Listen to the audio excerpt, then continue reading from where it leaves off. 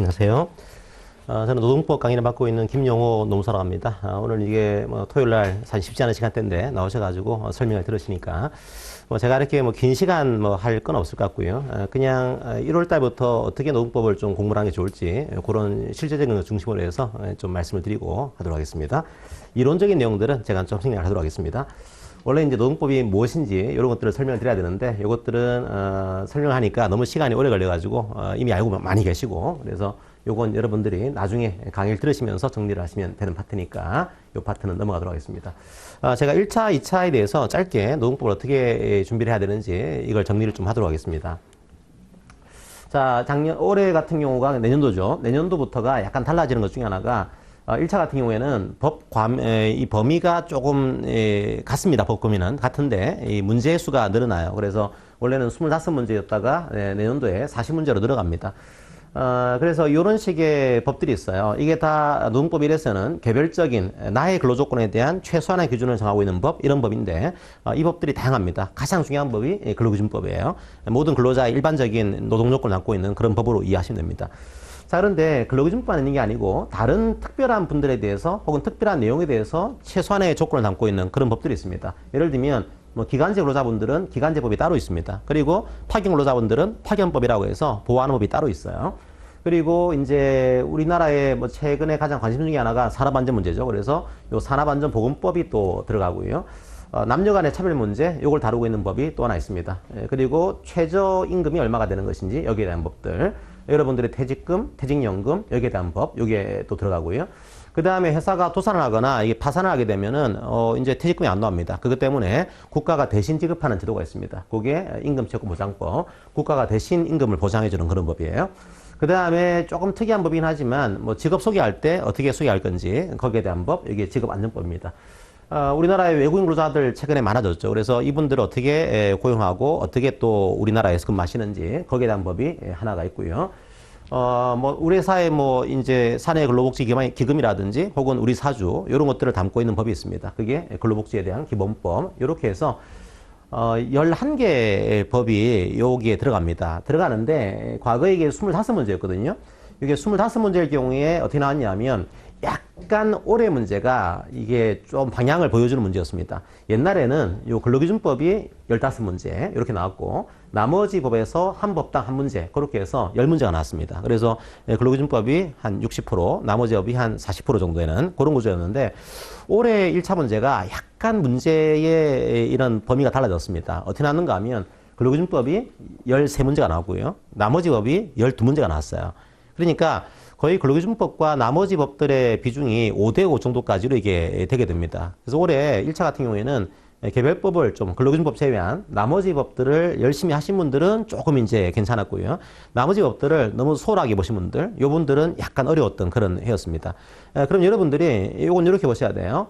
올해도 그 경향들을 이어갈 가능성이 높다 생각하시고 보게 되면은 40문제라고 한다면 제 판단으로는 올해의 교양들을 유지한다라고 한다면 근로기준법이 한 22문제, 나머지 법에서 18문제, 예전의 경향성들을 유지한다라고 한다면 그래도 근로기준법이 한 25문제, 나머지 법이 15문제 이렇게 나올 겁니다. 그래서 아무리 못하더라도 이 근로기준법을 제외한 나머지 법에서 15문제는 나올 가능성이 있다 생각하시고 그러면 이제 노무사 1차 시험에 보통 민법이나 사회부문법이 중요한 그런 전략 과목인데 노동법도 무시하시면 안 돼요. 그러니까 제가 볼 때는 내년도의 관건은 근로기준법을 제외한 나머지 법들을 얼마나 열심히 공부했냐 여기에 따라서 점수가 상당히 차이가 날 겁니다. 그래서 내년도는 여러분들이 요것들을 보통 이제 몇 시간 정도의 특강으로 보통 가름하시거든요. 근데 내년도는 좀 그렇게 하시면 좀 곤란할 수 있습니다. 워낙 범위가 넓어지기 때문에 조금은 상세한 내용까지 문제화될 가능성이 있습니다.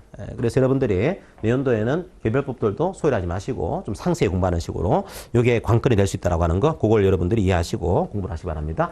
그리고 40문제가 되다 보니까 약간 여러분들이 근로기준법은 법률이 있고 시행령이 있는데 적어도 이제 시행령까지는 공부를 하셔야 돼요. 법률 더하기 시행령까지. 나머지 법들은 시행령까지 하기에는 너무 분량이 많습니다. 그건 어떻게 할 수가 없어요. 혹시나 이제 시행령에서 문제가 나오게 되면은 요 한 문제 풀기 위해서 시간 투자하기에는 너무 좀 그렇거든요. 그래서 나머지 것들은 법률 중심으로 해서 하지만 좀 꼼꼼하게 공부하신다. 이런 목적으로 공부를 하시면 되겠습니다.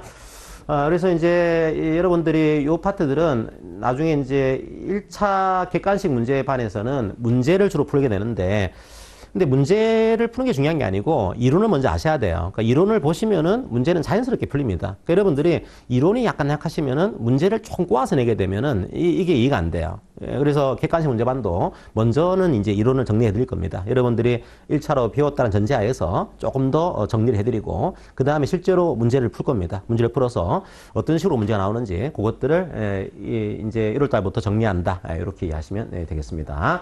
자, 그렇게 노동법 1은 이해하시면 되고요. 노동법이 또 똑같습니다. 지금 법이 5개 법이 있거든요. 하나가 노동조합 법이 있고요. 그러니까 노동조합 만들어서 우리 노동자들의 근로조건을 올리겠다 이런 법인데, 그런데 노동조합 중에서 약간 특이한 노조가 있습니다. 첫 번째가 교원들의 노조가 있거든요. 교원노조법이 따로 있고요. 그 다음에 교원이 아닌 일반적인 공무원들이 있습니다. 공무원들의 노동조합법이 또 따로 있습니다. 여기에 대한 법이 따로 있고요.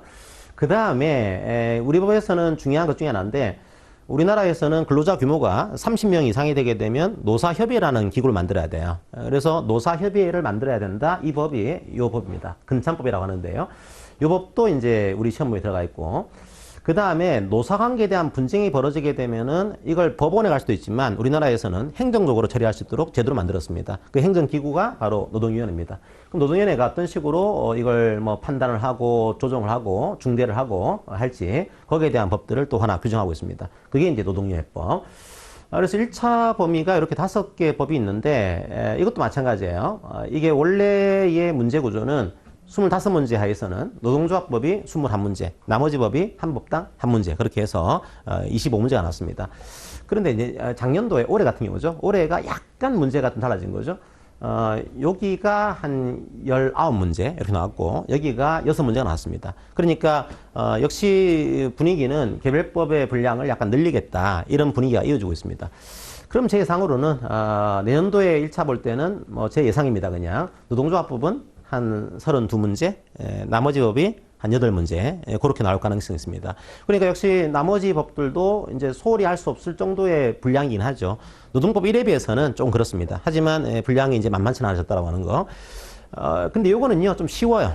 왜 쉬운가 하면 이 앞에 있는 노동법 1보다는 법률 조항이 작습니다. 작고 조금만 공부하시면은 오히려 시간 대비 효율은 높은 법이거든요. 그래서 여러분들이 요거는 별로 어렵지 않게 점수를 딸 수 있을 거다 생각이 들어요. 어쨌든 이제는 요걸 소홀하게 보지 마시고 어렵지 않으니까 조금만 보시면은 점수를 딸 수 있는 그런 파트로 이해하시고 공부를 하시면 되겠습니다. 자, 말씀드렸지만 이제 노동법 1차에서 노동법의 관건은 이제 근로기준법, 노동조합법이 아니고 개별법이 될 가능성이 높다. 이렇게 하시고 이제 상세히 공부를 하셔야 됩니다. 자, 그게 1차의 여러분들이 분위기로 이해하시면 되고요. 자, 요 뭐 개별적인 뭐 내용들, 배점들은 생략하도록 하겠습니다. 뭐 이게 뭐 얘가 많이 났다고 해서 얘는 공부 안 할 거냐? 그렇지 않을 거잖아요. 그죠? 그러니까 여러분들이 다 공부하시는 거니까 그냥 흐름들이 이렇게 있다라고 하는 거, 그 정도만 이해를 하시면 되겠습니다. 자, 이제 2차에 대한 내용들을 좀 말씀을 드리도록 하겠습니다. 2차는요, 1차에 비해서는 공부 방향이 다릅니다. 기본적으로. 1차는 이렇게 하시면 돼요. 1차는 넓고 얇게 보는 공부. 그게 1차입니다. 근데 2차는 좁고 깊게 보는 것. 이게 2차의 방향이에요. 그러니까 오히려 교재를 보시면요, 2차 교재가 오히려 얇을 때가 있어요. 왜냐면 1차는 다 봐야 되니까요. 굉장히 넓습니다. 많고. 하지만 2차는 다 볼 시간이 없습니다. 그러니까 이런 게 안 나오거든요. 뭐 예를 들면 1차 같은 데서는 조문 가지고서 근로감독관들이 뭘 하는지 한번 찍어봐라. 이런 문제가 나옵니다. 근데 2차에서는 뭐 근로감독관의 역할을 설명하세요. 이런 문제는 안 나옵니다. 왜 안 나올까요? 조문에 다 있으니까 이게. 그러니까 여러분들이 2차를 가시게 되면 법전을 줍니다. 주니까 법전을 가지고 해결할 수 있는 문제, 그런 문제들은 안 나와요. 기본적으로. 다 쓸 수 있으니까. 2차 문제는 법전의 문제가 아니고 판례 문제입니다. 그래서 판례가 중요하게 보고 있는 것들, 요거를 끄집어내셔야 돼요. 결과적으로 판례를 공부하시면은 쟁점을 파악할 수가 있습니다. 2차는 반드시 쟁점 중심으로 다 안 봅니다. 다 볼 시간이 없어요. 오히려 좁게 봐가지고 쟁점으로 공부한다. 이렇게 하시고요. 그 다음에 요 사례 문제의 출제 경향을 말씀드리면은 주로 다 이렇게 나옵니다. 여러분들이 보통 1교시가 있고요. 그 다음에 2교시가 있거든요. 노동법 문제는. 1교시에서 이제 75점짜리 문제가 나오고요. 그 다음에 2교시도 75점이 나옵니다. 자, 이 문제 패턴은 거의 정해져 있습니다. 이제 사례 문제가 2개가 나와요. 크게. 사례 1, 사례 2 이렇게 해서. 자, 그런데 잘 보시게 되면 이 사례 첫 번째 문제가 굉장히 길긴 한데 이거 잘 보시게 되면 이 사례 안에 두 개 사례가 있는 겁니다. 그러니까 말은 한 사례인데 사실은 사례 두 개가 있는 거죠. 예. 이게 다른 사례를 많이 엮어냅니다. 그래서 사실은 사례가 세 개. 요 문제, 요 사례, 요 사례, 요 사례에서 사례가 세 개가 등장하는 겁니다. 단지 첫 번째 사례는 묶어둔 사례로 이해하시면 돼요. 그러면 배점을 할 때 거의 사례 두 번째 배점은 25점입니다. 이게 25점. 첫 번째 사례는 마찬가지로 25점, 25점. 이렇게 될 때도 있고, 경우에 따라서는 첫 번째 사례가 좀 더 중요하다는 경우에는 이게 한 30점, 20점 이렇게 될 때도 있어요. 기본적으로 사례가 세 문제가 나오는 것으로 이해하시고서 문제를 푸시면 되고요. 그 다음에 요 사례들은 다 나오는 흐름들이요. 여기 있는 거죠. 이미 존재하고 있는 판례들입니다. 그러니까 아주 뜬금없이 나오는 그 사례는 없어요. 이 교수님들이 막 창작을 해가지고 한번 이런 식으로 노동사건을 한번 상상을 해볼까? 이런 문제는 안 나옵니다. 기본적으로. 이미 존재하고 있는 판례를 엮어가지고 문제를 냈고요. 올해도 똑같이 마찬가지로 이미 존재하는 판례들을 사례화시켜서 문제를 낸 겁니다. 그러면 누가 유리할까요? 예, 여러분들이 시험 나가시면요. 이 쭉 이제 지문이 이어집니다. 볼 시간 여유도 별로 없고요. 보자마자 마음이 답답해져요, 이게요. 그래서 뭐가 유리한 분인가 하면은 이 사례를 이미 알고 있는 분들. 그러니까 판례 딱 보는 순간에 이 판례가 저번에 봤던 판례네. 그 판례를 가지고 문제를 냈구나. 요거를 파악할 수 있는 분들이 빨리 문제를 풀 수가 있습니다. 그러니까 여러분들이 판례를 많이 아셔야 돼요, 기본적으로 이게. 그래서 판례를 많이 아시는 분들이 사례에 익숙해지게 되고 그 사례를 빨리 이제 캐치할 수 있게 된다. 이렇게 이해하셔가지고 판례 중심으로 공부를 하셔야 됩니다. 판례가 없는 문제들은 나오지 않습니다, 기본적으로. 옛날에는, 이제 우리가 지금 같은 시험이 아니고 다른 시험 흐름이 있을 때는 학문적인 냈거든요. 예를 들면 뭐 학자들이 생각할 때 이게 중요하다, 이런 걸 냈는데 요즘은 학문적인 문제가 안 나옵니다. 사례 가지고 문제되다 보니까 주로 판례 많이 보시면 유리하다 생각하시고요. 자, 그러면 판례를 뭘 봐야 되는 거냐, 그죠? 판례는 주로 나오는 문제가 판례가 세 가지입니다. 아주 클래식한 판례. 이 판례는 뭔가 하면은 지금 나오는 판례가 아니에요. 원래부터 나왔던 판례, 이런 게 있고. 그 다음에 아주 이제 매년 혹은 2년, 3년마다 새롭게 등장하는 판례들이 있어요. 이거는 안 나왔던 판례들인데 새롭게 등장하는 판례였네. 이런 게 많지는 않지만 노동법도 나옵니다. 나오다 보니까 최신 판례가 나왔다. 근데 얘가 중요하다. 그러면 반드시 나온다고 생각하시고 공부를 하셔야 돼요. 자, 문제의 배점은 주로 이렇게 나옵니다. 사례가 3개라고 한다면 전통적인 판례 1개 내지 1개가 나오면 최신 판례가 2개. 자, 그 다음에 만약에 클래식한 판례가 2개가 나왔으면은 최신 판례가 1개. 이런 식으로 주로 좀 배분을 해요, 이게. 그러니까 최신 판례, 원래부터 알았던 판례 이런 것들이 좀 섞여 나옵니다. 근데 약간 드물게 나올 때가 있어요. 이 최근의 경향들이 약간 드물게 배점이 된 케이스인데 어떤 케이스인가 하면 이럴 때가 있습니다. 얘가 3개, 얘가 0개 이럴 때가 있어요. 올해 제가 볼 때는 노동법 2파트, 노동조합법이 이런 구조였습니다. 최신 판례가 없었어요, 사실은요. 그냥 지금까지 중요하게 봐왔던 판례들을 중심으로 해서 문제를 엮어냈거든요. 근데 생각보다 수험생들이 어려워했어요, 이것들을요. 왜 어려웠는가 하면 최신 판례들은 아주 꼼꼼하게 공부를 하세요, 이게. 오히려 나올 가능성이 높으니까. 근데 전통적인 판례들은 좀 소홀히 보십니다, 기본적으로 이게. 나왔으니까 뭐 그냥 대충 보자, 이렇게 해서. 그래서 이걸 조금 소홀히 보시는 분들은 이 흐름 잡기가 약간 어려운 판례들이 나올 수가 있습니다. 그건 이해하셔가지고, 이 클래식한 판례들도 충분히 항상 나오는 거다 생각하시고 공부를 하셔야 돼요. 그리고 아주 드물게 이게 작년도에는 또 이렇게 나왔습니다. 어떤 법에서는. 여기 이렇게 나온 적이 있었어요. 작년에 노동법 1이나 요 파트에서는 거의 뭐 브랜드 뉴 판례, 거의 최신 판례 가지고 문제를 냈어요. 근데 이게 좋아 보이지만 사실은 약점이 있습니다. 최신 판례가 3개가 나왔으면요, 오히려 올해 공부하신 분들이 불리할 수 있어요, 기본적으로 이게. 왜냐하면 처음 진입하는 분들도 최신 판례를 공부를 하시거든요, 이게. 그래서 오히려 이게 약간 운 좋게 올해 동차했는데 이게 점수가 높게 나오는 분들이 계세요. 이런 분들은 요런 파트 나오게 되면은 공부를 한단 말이에요. 그래서 약간 운 좋게 그때 합격하는 분들이 나올 수가 있습니다. 하지만 요런 케이스는 좀 드문 케이스고, 일반적으로 되게 요런 배점을 가지고 2차는 나온다, 이렇게 여러분들이 이해를 하시면 되겠습니다. 그러니까 이게 어려운 거죠. 이게 뭐 이 최신 판례만 봐도 되는 문제가 아니고, 경우에 따라서는 뭐 클래식한 판례를 보더라도 해결되는 문제가 아니고 두 가지를 동시에 다 봐야 되는 그런 내용들이라서 분량들이 많아서 그건 좀 이해하시고서 공부를 하실 필요가 있습니다. 그리고 아주 드물게 이런 게 나올 때가 있어요. 우리가 별로 공부 안 하는 것들, 이런 게 가끔 나옵니다. 이게 잘 안 나오지만, 이게 옛날에 예를 들면은 과거에 한 몇 년 전쯤에 이게 회식 판례가 나온 적이 있어요. 회식 판례가. 회식은 뭐 강의를 하긴 하지만 아주 중요하게 봐서 시간을 많이 들이는 판례는 아닙니다. 근데 여기 나와버린 거죠.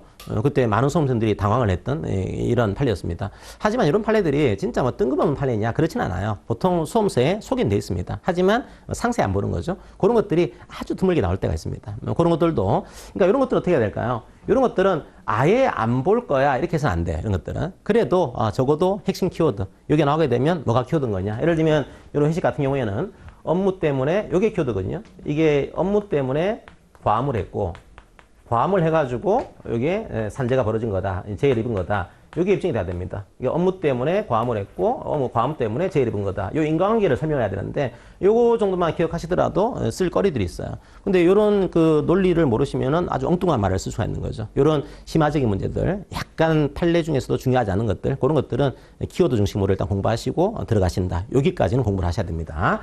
자, 그렇게 이제 2차는 준비를 하셔야 되고요. 최근에는 약수령은 거의 안 나옵니다. 다 사례형이니까 사례 중심으로 공부하신다. 이렇게 하시고요.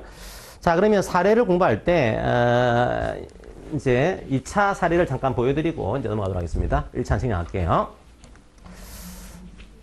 그러니까 이렇게 나온단 말이에요, 이게요.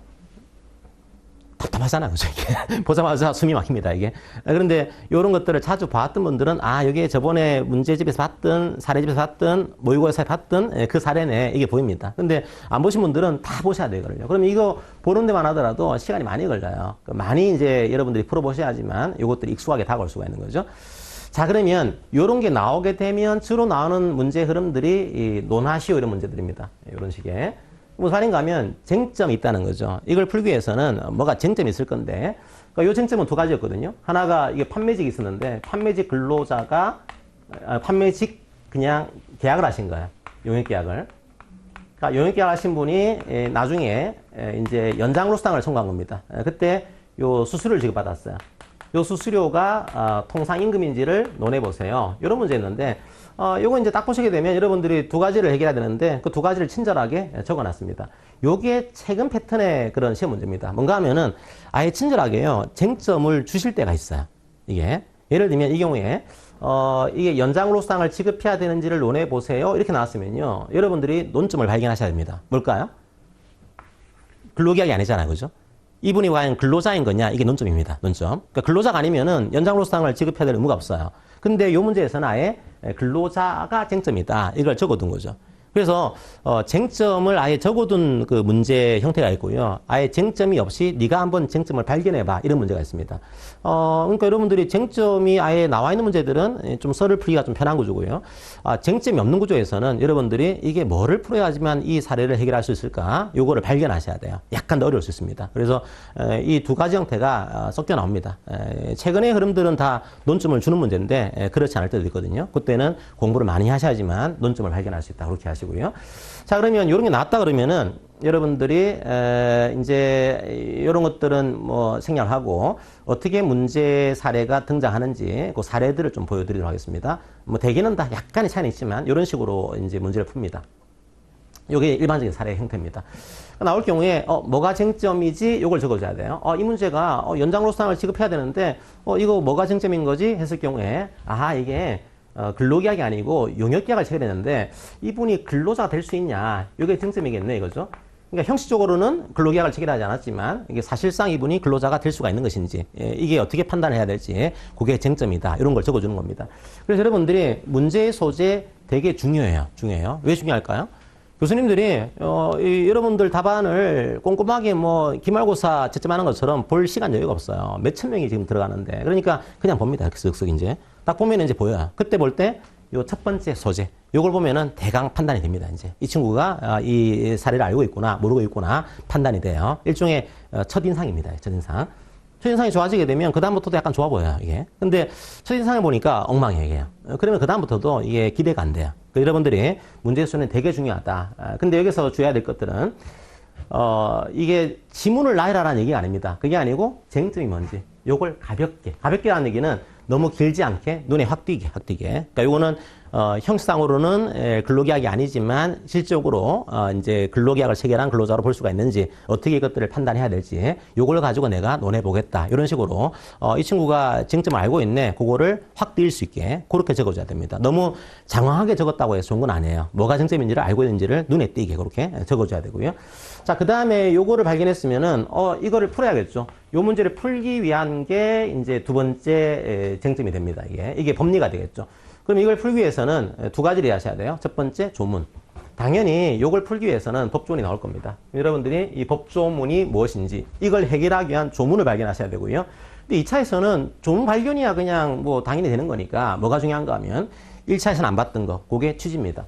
반드시 여기에 대한 취지를 적어줘야 돼요. 1차에서는 법조문의 취지를 적지 않습니다. 그냥 찍는 거니까. 근데 2차에서는 이 법조문이 이런 건데 여기에 대한 취지가 뭐다. 요거를 적어줘야지만 판례 법리를 등장을 시킬 수가 있습니다. 반드시 이 케이스에는 취지를, 2차에서는 취지를 적어준다. 이렇게 이해하시고서 공부를 하셔야 돼요. 뭐 취지는 그냥 뭐 결론적으로 중요하지 않은 거 아닙니까? 아니에요. 이게 2차란 말이에요. 2차 같은 경우에는 요 판례가 나오는 이유가 이겁니다. 취지 때문에. 요 취지를 가지고 있으니까 판례가 나온 거죠. 반드시 이 조문에 대한 취지를 함께 적어줘야 됩니다. 자, 그 다음에 이제 제일 중요한 게 판례죠. 그럼 여기에 대한, 이 문제에 대한 누가 근로자인지 우리 판례는 어떻게 판단하고 있는 거냐. 그 판례의 판단 기준을 당연히 적어줘야 돼요. 요게 핵심이 되는 구조입니다. 그래서 여러분들 판례를 많이 보시고 판례를 적으실 때 뭐 이렇게 할 수 있어요. 그냥 원문 그대로 쫙 적을 수도 있고요. 이렇게. 아니면은 약간 이제 이렇게 적게 되면은 눈이 안 띌 수가 있습니다. 그런 경우에는 뭐 이렇게 놓고 요거에 대해서는 첫 번째 요거, 두 번째 요거, 세 번째 요걸 기준으로 해서 판단한다. 이런 식으로 판례의 기준이 뭔지를 좀 눈에 띄게 여러분들이 편집을 할 수도 있습니다. 지금 이제 이 차는 좀 교수님들이 이제 보는 시험이거든요. 그러니까 좀 보이게 하셔야 돼요, 기본적으로. 이게 안 보이게 하시면은 자기에게 좀 마이너스가 됩니다. 보일 수 있게 편집도 하시고 그렇게 공부를 하셔야 되는 구조예요. 그렇게 하시고요. 그 다음에 중요한 것이 요걸 소리하시면 됩니다. 이게 사안검토. 이 사례를 낸 기본적인 이유는 이걸 풀기 위해서요. 얘가 과연, 이분이 과연 근로자인 거냐, 아닌 거냐. 그래서 연장노상을 지급해야 되는 거냐, 그럴 필요가 없는 거냐. 이걸 풀기 위한 거거든요. 풀기 위해서는 사안을 검토해야 됩니다. 그러니까 요 근로자는 우리 판례 비추어 볼 때, 요런 것들이 해당되니까 근로자인 거다. 이걸 풀어 쓰는 거. 이게 사안의 검토입니다. 자, 이게 왜 중요한가 하면, 만약에 배점을 한다 생각해 보세요. 자, 우리가 만약에 이런 식으로 뭐 그냥 이건 한번 일반적으로 배점을 해보게 되면 얘가 한 1.5죠. 10점 만점으로 봤을 경우에 이렇게 감안하게 되면은 쟁점 파트가 한 뭐 4점, 3점 뭐 이렇게 나올 수 있습니다. 그 다음에 이제 한 5점으로 보죠. 5점 정도로. 그러면 사안검토가요 한 3점 이렇게 될 수 있어요. 3점. 자, 요게 일반적이고, 만약에 경우에 따라서는 이게 정말 중요하다. 그럴 때는요, 요게 될 수도 있어요. 경우에 따라서는. 그러니까 이 판례의 법리를 적어주는 거랑 사안검토가 사실은 유사한 그런 가치를 가지고 등장할 때가 있습니다. 대개는 이게 좀 더 중요하고, 요게 약간 약하지만, 그래도 경우에 따라서는 요렇게 나올 때도 있어요. 그러니까 여러분들이 사실은 이거 잘 적었다고 해서 합격하는 게 아니에요. 요거는 기껏해야 절반. 절반의 합격인 겁니다. 요거를 적어줘야지만 합격을 할 수가 있어요. 그래서 여러분들이 사안검토를 소리하시면은, 법학시험은 힘들어진다 생각하시고, 사안검토를 반드시 꼼꼼하게 처리하신다. 요 마음가짐을 가지셔야 되고요. 그 다음에 마지막으로, 사실은 사안을 검토하게 되면은 결론 나옵니다. 따라서 이 근로자에게는 연장노상을 지급해야 된다. 이런 식으로. 그러면 요 내용과 요 내용은 사실은 같습니다. 결과적으로. 얘는 그냥 이걸 풀어쓰기 위한 그런 내용이고, 결론은 이걸 마지막 결론 내리는 거죠. 근데 이것도 적어줘야 돼요. 이거를요. 요거 배점이 들어갑니다. 결론 파트가 배점이 있으니까 결론적으로 얘랑 결과적으로 같은 내용이 들어가 있다고 하더라도 요약해서 결론은 다시 한번 적어줘야 돼요. 그래서 얘가 한 1점 내지 한 0.5점 이렇게 들어갑니다. 예를 들면요. 그래서 얘가 제일 중요하지만 얘하고 얘도 기술적으로 배점이 들어가니까 여러분들이 어느 정도는 적어줘야 되는 구조가 만들어진다. 자, 이렇게 이해하시면 되겠습니다. 자, 이 흐름이에요. 이 흐름. 그러니까 여러분들이 첫 번째 문제 소재, 두 번째 법 취지, 판례, 그 다음에 판례에 따른 요 사안 검토, 그 다음에 결론. 이런 구조니까 오히려 법학은요, 창의성이 별로 필요 없어요. 그냥 요 패턴에 따라서 여러분들이 적어가는 겁니다, 이게. 그러니까 너무 창의적으로 할 필요 없어요. 법학은, 이렇게 하게 되면 너무 천편일률적이잖아. 그 천편일률성에서 답안 차이가 엄청나요. 그러니까 여기에 있다라고 해서 뭐 답안이 비슷하냐 절대 그렇지 않습니다. 이 안에서 얼마나 답안 이 수준이 차이가 나는지 모릅니다. 그러니까 여러분들이 요 흐름 속에서 잘 메꿔 가신다. 그런 목적으로 적어가시면 되겠습니다. 자, 그렇게 하시고요. 자, 그래서 이제 1차 같은 경우에는 이제 1월부터 객관식 문제를 풀 거고, 제가 미리 이론을 설명드리고, 이제 문제를 풀고, 다시 이론 설명드리고, 이런 식으로 반복을 할 겁니다. 그래서 혹시라도 이제 기본 이론이 약하신 분들은 이론 설명도 같이 들어가니까 1차에서도 기억을 하시고요. 혹시나 동차 준비하는 분들도 이제 1차 보기 전에는 문제는 좀 많이 푸셔야 돼요. 이게. 어쨌든 1차를 합격해야지만 2차 보실 거 아니에요. 그죠? 근데 이게 너무 이제 2차를 중요하게 봐가지고 1차를 아예 준비 안 하시고 바로 1차 보는 분들이 계십니다. 그럼 위험해요, 이제는요.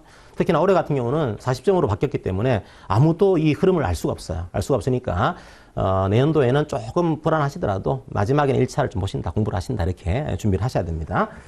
자, 그래서 문제풀이반이 그렇게 진행되고, 자, 2차 같은 경우에는, 이제 1기 같은 경우에는 이제 기본 이론은 다 봤습니다, 저희들이. 다 봤다 보니까 이제는 다 안 봐요. 다 보지 않고 쟁점만 공부합니다. 쟁점 공부하고, 그 다음에 요 쟁점과 연결되어 있는 판례를 또 볼 겁니다. 그리고 판례에다가 판례 암기까지 들어가는 걸로 그렇게 할 거예요. 그러니까 이제 GS 1기부터인데 뭐 핵심 뭐 이론은 전체 다 본다, 그럴 수는 없습니다. 이것들은 쟁점 중심으로 공부를 하고 여러분들이 한번 판례를 보시고 약간 미니 사례 같은 거 줄 거예요. 그래서 아직은 여러분들이 아주 큰 사례를 풀긴 쉽지 않을 테니까 작은 사례 줘가지고 그 작은 사례에 대해서 판례를 적어보도록 그 정도까지는 훈련을 시킬 겁니다. 그렇게 GS 1기에서는 훈련을 좀 하게 된다, 이해를 하시면 되겠습니다. 자, 2기부터는 이제 어쩔 수 없어요. 여러분들이 준비가 돼 있건 안 돼 있건 이제 푸셔야 됩니다. 이제. 그러니까 저는 그래요. 항상 최대한 이해를 하신다. 이게 1차가 돼야 되는데 기본적인 전제가 4월달 올부터는 이해가 안 되시면요, 외우셔야 돼요. 어쩔 수 없이. 이해 안 되면요. 그러니까 이해가 되는 게 제일 좋은데 안 되시면 어쩔 수 없는 거죠. 이건 외워야 돼요. 그래서 최대한 이해해 보시고, 그래도 안 되시면은 이제 암기해서 문제 푸는 식으로 들어가셔야 됩니다. 이때부터도 이해가 안 되는데 계속 이해하시게 되면은 문제를 못 풀어요. 이제 암기를 하셔야 되는 거죠. 어쩔 수 없이. 그런 과목이 아니지만. 자, 그렇게 여러분들이 공부를 좀 하시면 되겠습니다. 상교도 이제 모의고사 식으로 해서 계속 진행이 된다, 이렇게 이해하시면 되겠습니다. 자, 또 시간을 조금 제가 썼는데, 이렇게 해서 농법은, 농법은 그래도 재미있습니다. 우리의 생활 문제이기 때문에 여러분들이 한 번쯤은 그런 뭐 임금에 대한 문제, 혹은 뭐 근로시간에 대한, 지금도 근로시간 만만치 않잖아요. 그죠? 나의 생활 문제이기 때문에 보시는 것 자체가 참 재밌고 흥미롭게 공부할 수 있는 파트다 이해하시고, 이왕이면은 합격하셔가지고 요런 지식들을 다른 자격증을 가지고서 발휘할 수 있도록 뭐 그렇게 좋은 기회가 되시기를 바랍니다. 뭐 설명은 이 정도로 마무리하도록 하겠습니다. 감사합니다.